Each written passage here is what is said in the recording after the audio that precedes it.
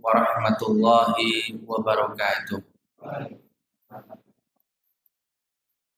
Innal hamdalillahi nahmaduhu wa nasta'inuhu wa nastaghfiruh wa na'udzu billahi min shururi anfusina wa min sayyiati a'malina.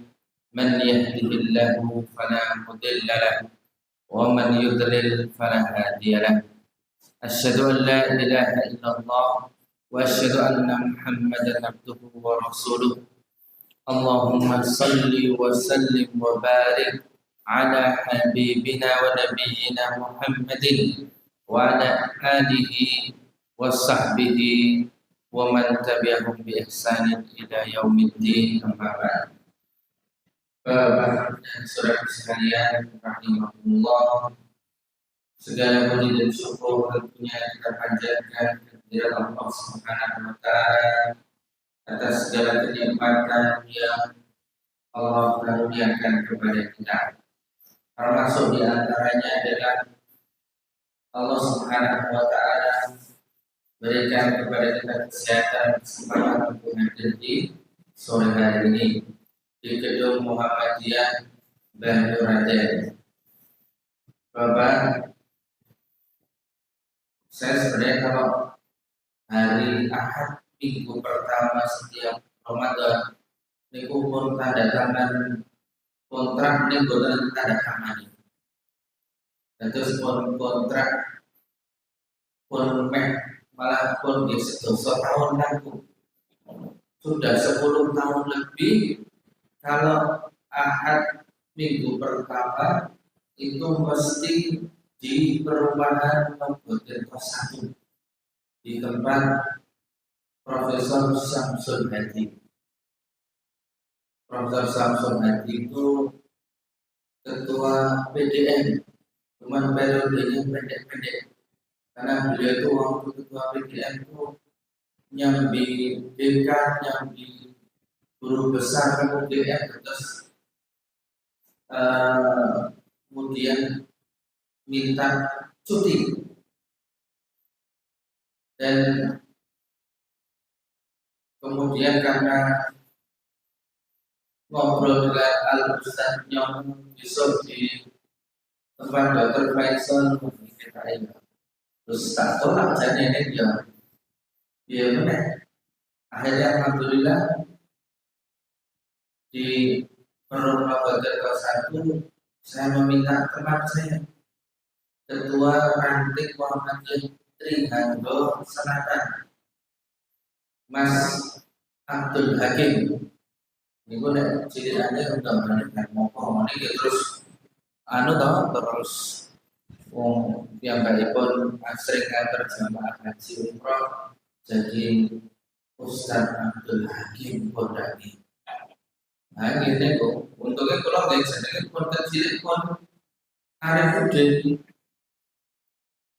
ngoten terserah boten pendidikan.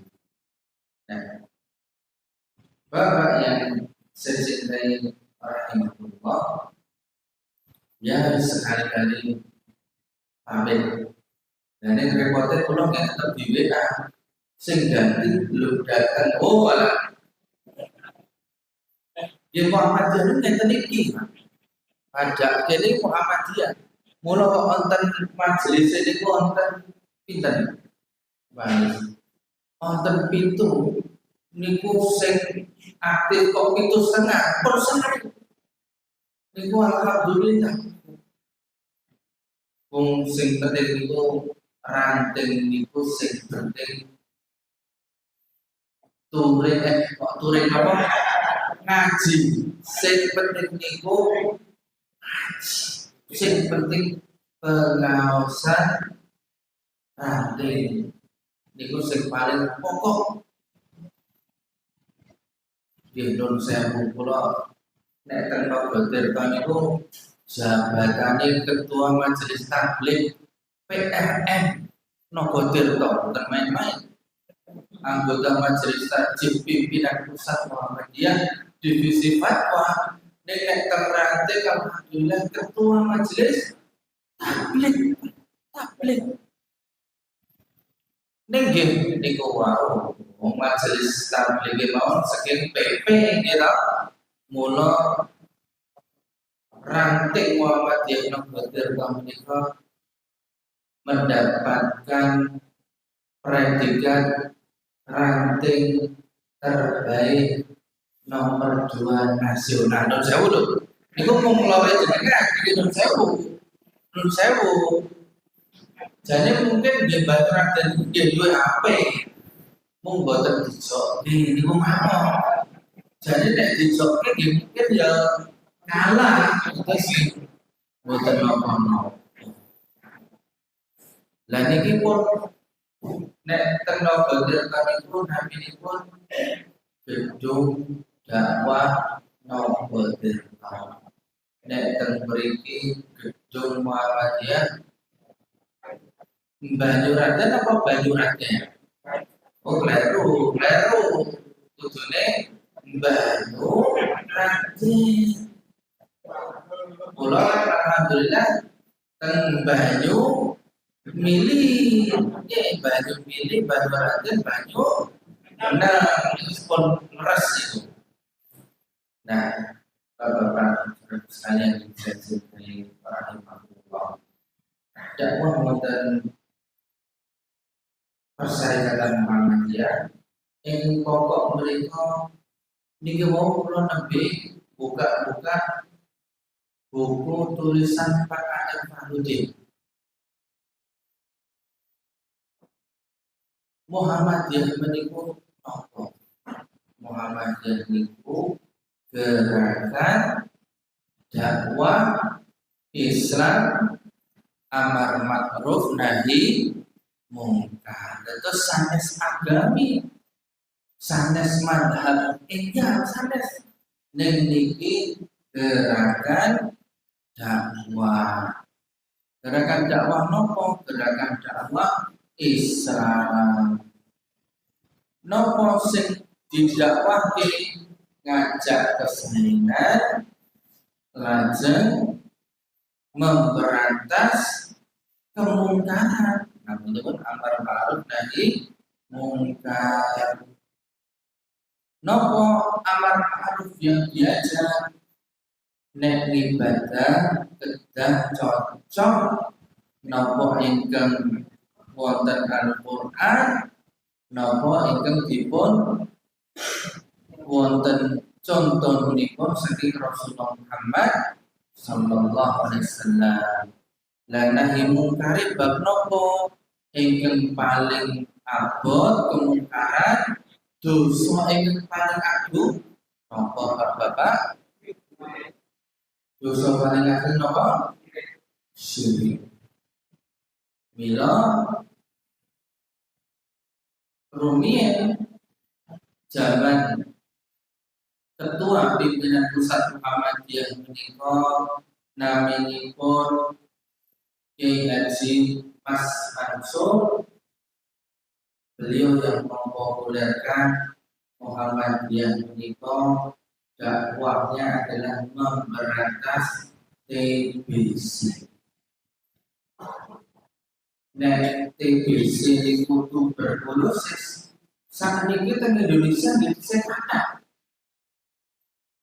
Mula Muhammadiyah itu gadah program mentari TBC kerjasama dengan AUSAID atau USAID itu. Pokoknya niku panitianya ketuanya putrinya Dr. Faisal yang baru melahirkan. Niku programnya adalah goleki wong TBC. Terus saat ini niku teng Indonesia kesehatan TBC soalnya itu baik kali gitu. Nah, ngono nggih. Nah, napa niku mau TBC. Lah, ternyata TBC yang sejak zaman kita dan diberantas nggih menika tahayul curofat bid'ah sakniki nggih tesih kathah nuwun sewu contohipun tahayul. Tahayul menika pokoke nek gawe omah kuwi kudu dipendhemke ndas terwelu ben boten diweruhi, boten danyange nesu gitu. Nek ben gununge ora jeblok kudu di sajeni dilaro ben ora jeblok. Kemudian yang paling banyak khurafat Bapak Ibu. Karena itu Bapak khurafat. Di antara khurafat adalah berlebih-lebihan kultus. Bila dalan niku wonten napa mboten cerita-cerita sing kados nek jaman sakniki nun sewu nggih direkam rampung. Habib Fulan bin Fulan. Kalau ini minum air yang sudah disuwuk oleh Habib itu nanti regane munggah. Didol luwih larang. Nek diombe insyaallah dengkule mari. Ning wetenge loro. Khurafat seperti itu yang dulu diberantas. Enggak ada misalkan amalan itu nek pengen dagangannya laris berarti kudu ono amalan khusus. Nah, dolan ke Pak Kiai kemudian minta amalannya ini berdasarkan mimpi. Iki mimpi ono amalan iki mbok lakoni. Demikian ini ya. Waktu itu diberantas oleh Kiai. Kemudian yang paling penting lagi adalah khurafat bab kuburan. Ini salah kuburan. Wah niku. Dan terus Bapak Ibu, mila kuburan kita niku namung kotak tok setengah botol. Kotak setengah botol boten enten bangunanipun. Wong niku cuman tanda saja bahwa di situ ada kuburan. Nah, Bapak yang saya cintai rahimahullah, kalau kita yang saat ini dakwah di Persyarikatan yang di antara jargonnya saat ini adalah gerakan tajdid, maka tentunya tajdidnya itu mesti ada dua komponen. Satu dalam bab akidah dan ibadah harus murni sesuai dengan ajaran Nabi Muhammad Sallallahu Alaihi Wasallam. Adapun tajdid yang kedua itu adalah dinamisasi. Maka berkemajuan itu kalau dalam bab ibadah ikut dimurnikan, nek dalam bab muamalah nggih terserah. Karena muamalah niku prinsipnya antum a'lamu bi umuri dunyakum, kalian lebih mengetahui tentang perkara dunia kalian. Sehingga dalam perkara dunia kaidah fikih yang dipegang oleh majelis tarjih adalah kullu syai'in, semuanya itu al-ibahah, boleh. Hatta ja'a dalil, sampai datang dalil li tahrimiha, yang melarangnya. Makan dan minuman semuanya halal sampai datang larangan ora oleh ngombe sing marake mendem. Maka Rasulullah SAW mengatakan kullu muskirin khamrun, setiap yang memabukkan itu disebut khamr. Wa kullu khamrin haram, dan setiap khamr itu hukumnya haram.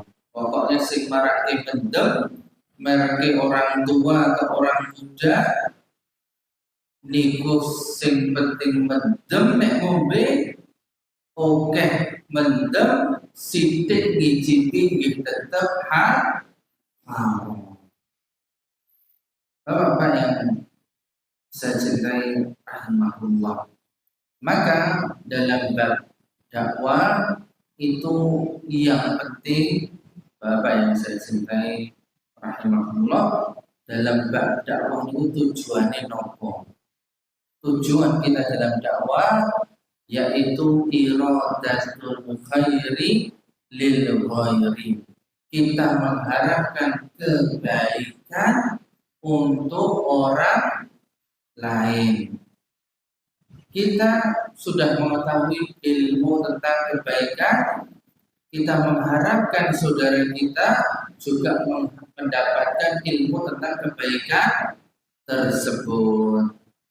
Nah, terus ngajak-ngajak itu adalah tugas kita, dan dalam dakwah itu butuh sarana, maka dibentuklah organisasi, kemudian dibentuklah bidang-bidang. Akan tapi Bapak Ibu rahimahullah, keberhasilan daripada dakwah sesungguhnya pada hakikatnya adalah kita tetap istiqomah di atas agama Islam. Ampun ngantos kita dakwah niku kados lilin kita. Lilin niku disumet menerangi sekitar, kaya-kaya sampingnya itu padam, ning liline dhewe napa mati. Terus mboten pareng ngajak-ngajak uang, akan tapi kita sendiri lalai.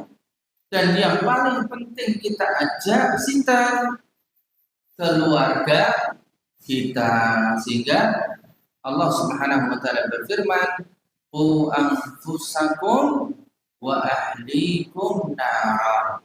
Jagalah dirimu dan keluargamu, ojo nganti ana sing keselomot geni neraka.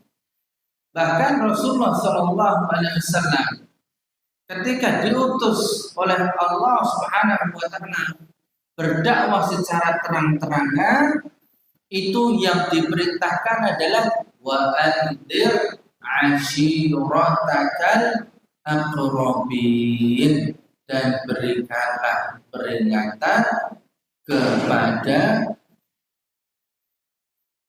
buatan apa tadi loh? Niku peringatan yang sakniki niku pun jam 17:24 terus setengah jam 2 titik. Nah, Allah berfirman wa anzir ashiratakal aqrabin, dan berikanlah peringatan kepada karib kerabat. Itu sing paling berhak mendapatkan dakwah pertama kali adalah keluarga, ya istri, ya anak, ya saudara-saudara kita. Itu yang paling penting. Sehingga jangan kok saudara kandung, istri, anak itu terlewat. Jangan di mergo saking semangati nun sewu rapat ngisi pengajian anake malah kabiran leres iku nggih. Nah, terus sing paling utama niku keluar. Akan tetapi kalau sudah tidak wahi keluarga anak niku sok yang namanya hidayah itu minallah dari Allah Subhanahu wa taala.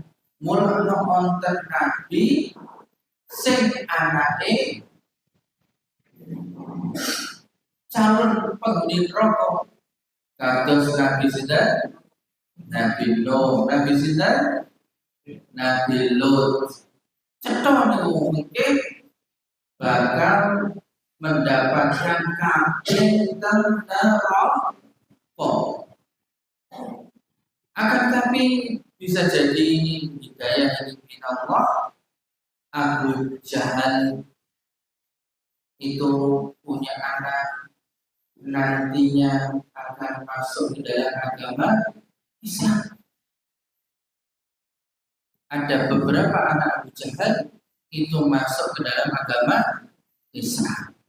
Demikian namanya hidayah dari Allah Subhanahu wa taala. Oleh karenanya kita senantiasa meminta kepada Allah, ihdinas siratal mustaqim. Ya Allah, tunjukkanlah kepada kami jalan yang lurus. Apa jalan yang lurus?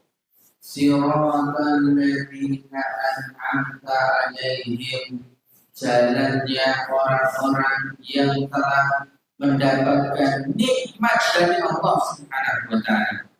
Terus siratal mustaqim niku jalan yang sudah dilewati oleh orang-orang yang telah Allah beri nikmat atas mereka. Sinten niku? Allah Subhanahu wa taala berfirman, "Ma'alladzina an'ama Allahu 'alaihim minan nabiyyin was-siddiqin wasyuhada was-salihin." Terus wonten rombongan sing sampun melewati siratal mustaqim. Inggih menika para nabi, para siddiqin, para syuhada dan salihin. Nah, kita minta ya Allah, kita minta jalan mereka. Nah, kalau di akhir zaman seperti kita, tentu kita meminta ya Allah, moga-moga saya memberi hidayah untuk meniti jalannya Rasulullah Sallallahu Alaihi Wasallam, jalannya Siddiqin yang penghulunya Abu Bakar Siddiq, wasyuhada yang kita meniru jalannya para syuhada yang penghulunya adalah Umar, penghulunya adalah Utsman, penghulunya adalah Ali bin Abi Thalib, yang mereka syahid di jalan Allah Subhanahu wa taala, dan as-salihin, semua orang-orang saleh minas sahabat wat tabi'in wat tabi'ut tabi'in. Makanya tadi Pak Anis menikah, semoga salawat salam tercurah kepada Nabi, para sahabatnya, kemudian tabi'in, kemudian tabi'ut tabi'in, kemudian yang mengikuti jalan mereka, imam yang keempat, Imam Ahmad bin Hanbal, Imam Malik bin Anas, Imam Syafi'i, dan yang paling terdahulu Imam Abu Hanifah. Tadi di buku Pak Adar tadi, Pak Adar ditanya Pak Adar, nopo Muhammadiyah menika madhab tinggal kok boten kados sing sampun-sampun. Riyen Muhammadiyah menika didirikan 1912. Lah sakderenge wonten persyarikatan Muhammadiyah lah kaum muslimin nggih sampun kathah leres nggih. Lah rumiyin menika kadang ingkang sampun ikrar, sampun menyatakan dirinya kami berpegang dengan mazhab Syafi'i misalkan demikian. Kenapa kok Pak R Muhammadiyah tidak megang satu mazhab saja? Kemudian Pak R menjawab, semua imam mazhab itu menyatakan hal yang mirip. Apa yang dikatakan imam madhab? Mereka mengatakan kita sahal hadithi fahuwa madhabi. Kalau ada hadis yang sahih, maka itu adalah madhabku. Maka Muhammadiyah itu kembali kepada Al-Quran dan Sunnah. Sunnahnya pun sunnah yang makbulah, sunnah yang riwayatnya sahih, sahih li ghairihi, hasan ataupun hasan li ghairihi. Jadi inilah kenapa kok Muhammadiyah tidak mentautkan dalam satu mazhab, misalkan Hambali, atau misalkan di Pakistan itu Hanafi, di Turki itu Hanafi, akan tetapi Muhammadiyah di Arab Saudi mayoritasnya Hambali. Muhammadiyah mengambil pendapat yang terbaik dari para imam mazhab. Maka contohnya bahwa di dalam mazhab Syafi'i yang muktabar bahwa melafazkan niat itu mustahab, dianjurkan. Maka dalam mazhab Syafi'i, Imam Syafi'i sendiri tidak mengajarkan lafaz khusus. Akan tapi imam di bawah Imam Syafi'i mereka menyatakan sebaiknya bil mantep niatnya dinafaskan. Sebagian menyatakan lafaznya usolli, tidak ada kali. Nah, termasuk tarawih. Tarawih itu kan besok di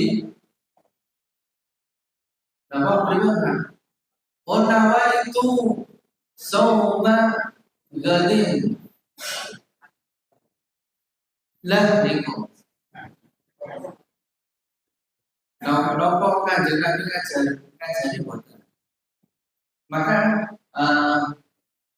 Muhammadiyah mengambil yang lebih kuat karena Nabi tidak melafazkan niat, para sahabat juga tidak melafazkan niat, para imam mayoritas juga tidak melafazkan niat. Berarti sebut sing niat umum metro arti tidak perlu ada lafaz tertentu. Apalagi contoh kasus,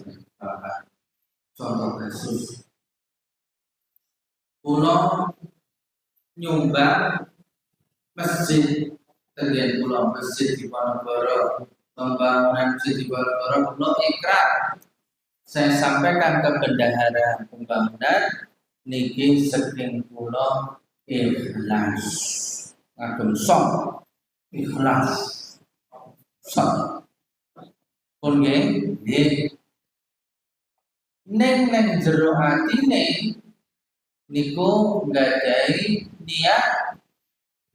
Lah ya nyumbang semono iki lah ya mosok ya ora mungkin ya mosok ya ben liyane iki do ngerti to nek sumbangan iki rada. Lah niku setan bisiki saged termakan virus sumah niku ben kabeh do krungu. Nah, lafate mau kula nyumbang ikhlas ning teng jero ati ben wong do krungu niku Gusti Allah malaikat niku saged diapusi napa mboten? Berarti perlu no boten iki lihat lafaz wong sing dibiji lak sing jero ati gitu. Berarti sing niki niku boten sah, cukup sing niat wonten lebetipun anak. Itu contoh. Kemudian seperti misalkan kok adanya masjid Muhammadiyah mau pisah, kok orang luru. Apakah dua salah? Tidak, dua tidak salah.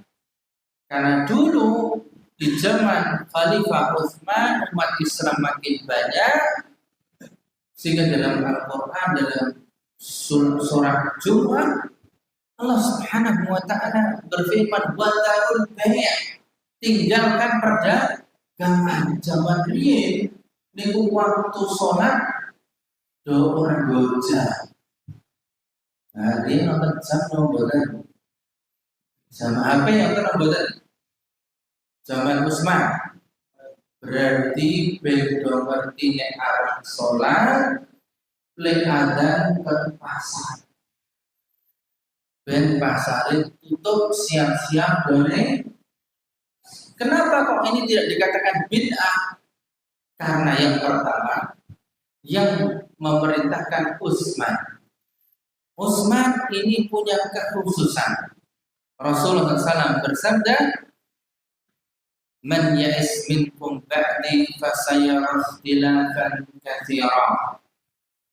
Fa'alaikum bisunnati," kata Rasulullah, nanti habis saya meninggal, kalian akan melihat beberapa perbedaan-perbedaan. Alaikum bisunnati, berpeganglah kalian dengan sunnahku. Wa sunnatil khulafa'ir rasyidin al-mahdiyyin, dan sunnahnya khulafa'ur rasyidin.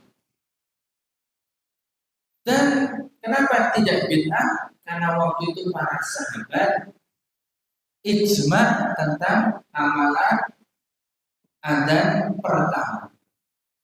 Dan terus Muhammadiyah melihat ning zamannya Kanjeng Nabi hanya satu kali. Terus saat ini mikir pun orangnya pun kenceng. Jadi adanya pisan mawon.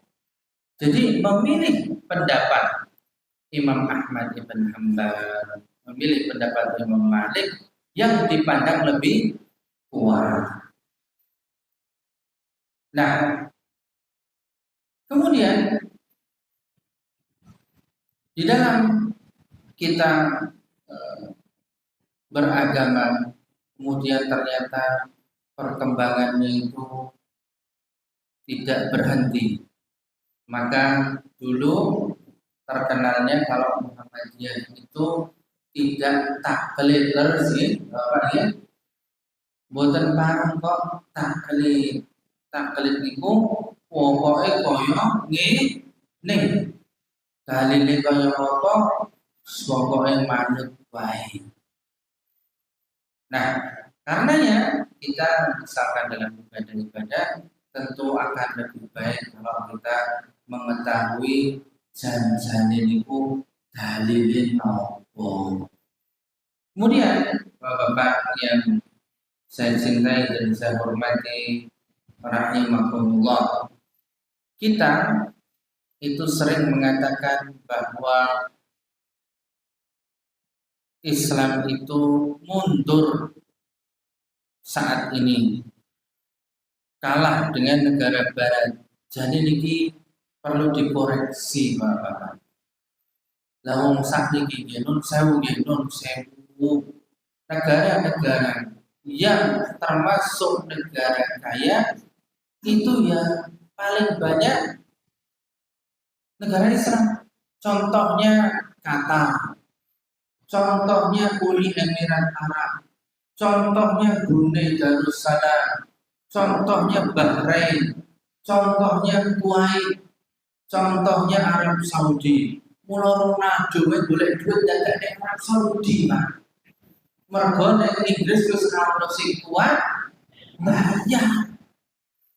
Niku Manchester United pun sepoi karo PSM masa ini. Ya luwih unggul dibanding PSS 5. PSS itu kan pun degradasi. Nah, ternyata kalau kita melihat di Dubai, Pak, itu perusahaan-perusahaan itu banyak yang ngantornya itu di Dubai. Dr. Faisal itu dulu beli alat kateter, ada yang di kateter yang kami itu belinya dari Jerman, tapi bakule kantor itu Dubai. Kenapa kok kantor itu Dubai? Pajaknya nol, Pak. Nek jual beli, jangan laporan pajak kok deh. Nol ya, nilai tambahannya nol, ini potongannya disebutkan. Maka kita ini melaporkan apa tadi istilahnya? Potongan pajak kita harus dipotong dari kan itu. Besok itu barek ngelaporkan. Nah, contoh yang lain bahwa negara Islam ini sesungguhnya alhamdulillah kita melihat Pak, saat ini orang yang berangkat untuk haji dan umrah itu makin banyak atau makin banyak? Banyak Pak, insya Allah. Mula jenengan ini informasi haji kok tesih sampai gandengan kali ibu pena boten dusuk-dusukan. Zaman riyen mlebet teng tempat toa niku lambe bebas ngeten niki boten napa-napa nek saniki ajeng toa teng lantai Ka'bah niku kudu nganggo ihram. Janjane pemerintah Saudi itu membatasi sing ning tempat Ka'bah, pelataran Ka'bah itu yang umroh saja, yang tawaf untuk umroh. Kalau tawaf sunnah ning dhuwur wae. Ning ya piye wong Indonesia, wong Pakistan, Bangladesh. Ayo nganggo klambi rono, jerone sing letah pada ngisore nggo kathok. Nah, ini demikianlah. Makin lama makin banyak. Kemudian penerbangan pesawat terbang yang ratingnya tinggi-tinggi sing laris-laris niku saking Arab seperti Qatar, seperti Emirates, seperti Etihad, Turkish Airlines. Ini penuh terus. Jangan percaya mau, lo pun tahu nggak numpak di kabin jauh loh, itu loh. Dan sewu. Nah, ini menunjukkan bahwa kita itu jangan pinter, Pak. Betul, kita itu di kaum muslimin beberapa negara itu miskin, tetapi kalau dibandingkan antara yang cukup, yang kaya dengan yang miskin, alhamdulillah Indonesia ini boleh kaya apa? Kaya. Mosok miskin apa?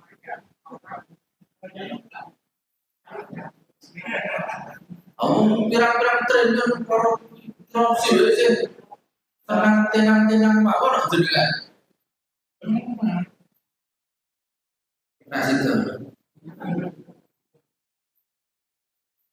Ya, alhamdulillah negara Indonesia niku Bapak niku kelebet negara cukup gitu. Dan kita tentu berusaha terus. Alhamdulillah kalau banyak orang Indonesia yang kerja di luar negeri sebagai profesional itu semakin bagus Pak. Karena di Timur Tengah itu kondangnya nek Indonesia niku loro nek teng Saudi. Nek mboten sopir ya rumah tangga. Ki biyen yo. Dadi nek ana adik saya itu kebetulan Adik kandung saya nomor 2 itu S3 di Riyadh, Pak. Beasiswa dari Pangeran Nayef bin Abdul Aziz, adiknya Raja Salman tapi sudah meninggal duluan. Nah, kalau dolan ke pasar atau ke mall, bojone gendong anak, adik saya ngeterki ketemu orang Indonesia, itu mesti pertanyaannya kerja nanti Mas.